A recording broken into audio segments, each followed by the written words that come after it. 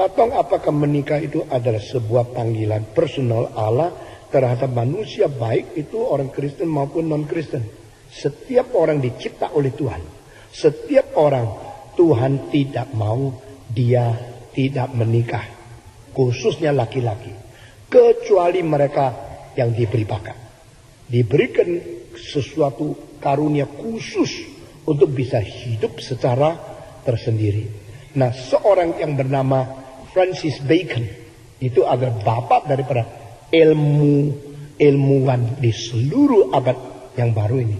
Dia mengatakan suatu kalimat, untuk seorang pria yang tidak nikah bisa teratur dengan seluruhnya sistematis, kecuali dia itu malaikat atau dia binatang liar. Jadi itu sulit untuk orang tidak menikah. Karena itu kalau engkau ada kesempatan nikah, nikahlah. Semua 1, 2, 3. Kalau ada kesempatan, nikahlah. Engkau bilang saya justru tidak ada kesempatan. Mungkin bukan tidak ada kesempatan. Engkau mempunyai mata yang dipasangnya di sini. Jadi kelihatan semua itu tidak seperti malaikat. Maka engkau tidak mau. Tak mungkin engkau menikah sama malaikat. Engkau adalah manusia. Harus menikah sama manusia. Dan siaplah. Manusia itu mempunyai kelemahan. Seperti dirimu mempunyai kelemahan. Dengan demikian menerima fakta dan menikah dengan orang yang ada kelemahan. Lalu bagaimana sama-sama rela pikul salib menjalani hidup keluarga sampai ketemu dengan Tuhan. Itu cara terbaik. Bisa terus menerus saling menghargai dan saling tahan kesulitan. Itu berarti kita bertanggung jawab di hadapan Tuhan. Adakah orang seperti Paulus? Paulus itu nikah atau tidak? Paulus mengatakan kalau engkau bisa seperti saya tidak usah nikah, baik. Atau engkau boleh nikah. Kalau tidak ada, tidak usah tuntut harus nikah seperti saya.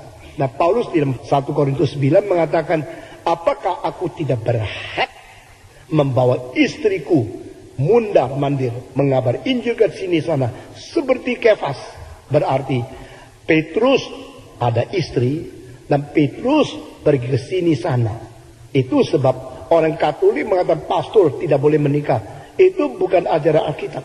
Karena Alkitab jelas kasih tahu Petrus ada mertua. Mertua itu apa? Mertua itu adalah mertua, yaitu nyonyanya, mamanya nyonya. Maka pendeta mempunyai nyonya itu Alkitabiah. Ya. Lalu Petrus mengatakan saya tidak mau menikah. Apa sebab? Paulus mungkin pernah mempunyai istri. Dari mana tahu? Karena orang di dalam Sanhedrian, orang Farisi harus ada nyonya. Paulus adalah seorang Farisi. Dia pasti pernah ada nyonya.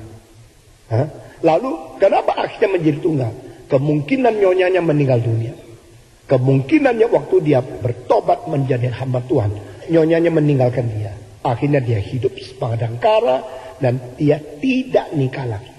Sehingga setiap orang kalau ada kesempatan nikah, ada orang yang tidak mempunyai kesempatan. Misalnya ada orang-orang tertentu yang darahnya mengandung semacam zat yang membahayakan keturunannya. Seorang yang bikin subway di Hong Kong, saya kenal sendiri. Waktu dia masih sekolah di New York, saya khotbah di New York. Namanya Pan Chong Kang. Dan dia akhirnya membuat seluruh sistem subway di Hong Kong tahun 79. Dia mengatakan pada waktu dia pejet satu tombol itu, lalu seluruh subway mulai jalan. Waktu dia pejet dia berdoa, Tuhan jangan mempermalukan anakmu. Aku telah berbuat semua yang terbaik untukmu.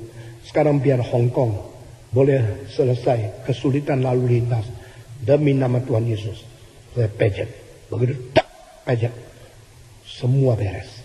Dan kereta itu semua listrik, semua tak ada yang ledak, tak ada apa, semua jalan beres. Nah ini orang dokter bilang, you tidak boleh nikah. Karena di dalam darahmu ada semacam sesuatu akan turun keturunanmu dan mereka tidak akan bahagia. Akhirnya dengan fakta itu dia pikul salib, tidak menikah. Sampai sekarang tua, sudah 60 lebih umurnya. Nah itu orang yang tidak ada kesempatan menikah. Kalau tidak ada kesempatan menikah, tetapi ingin bagaimana? Maka engkau harus tahan nafsu dan engkau harus terima fakta pikul salibmu lebih berat dari orang lain, engkau terima saja.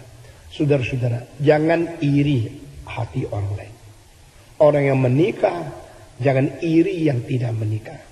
Orang yang tidak menikah, jangan iri yang menikah. Yang belum diperoleh selalu kelihatan paling bagus. Setelah diperoleh, baru tahu cuma begini. Waktu engkau di bawah gunung, wah lihat yang di atas gunung, coba lihat. Rumahnya dekat bulan. Begitu besar bulan di situ. Sampai di situ engkau baru tahu. Bulan tidak di atas gunung. Bulan di atas langit. Tetap jauh sekali. Jadi engkau yang belum menikah. Engkau tidak tahu yang menikah itu banyak kesulitannya. Yang sulit. Ingin menjadi tidak menikah. Tidak bisa. Sudah nasi jadi bubur. Ya terimalah bubur sampai kenyang. Itu sudah. Ini caranya. Jadi kita harus terima fakta. Saudara-saudara. Seorang bernama George Bernard Shaw. Dia mengatakan satu kalimat. Pernikahan seperti mengepung kota. Ikut saya. 1, 2, 3. Pernikahan seperti mengepung kota. Kota itu kalau dikepung, besieging a fortress. Dia mengatakan, maka yang di luar maunya apa? Cepat-cepat masuk. Ya kan? Yang di dalam maunya apa? Cepat-cepat keluar. Pernikahan itu persis mengepung kota. Yang sudah nikah kadang-kadang ingin keluar. Yang belum nikah ingin masuk. Barulah dunia putar terus. Kira-kira begitu.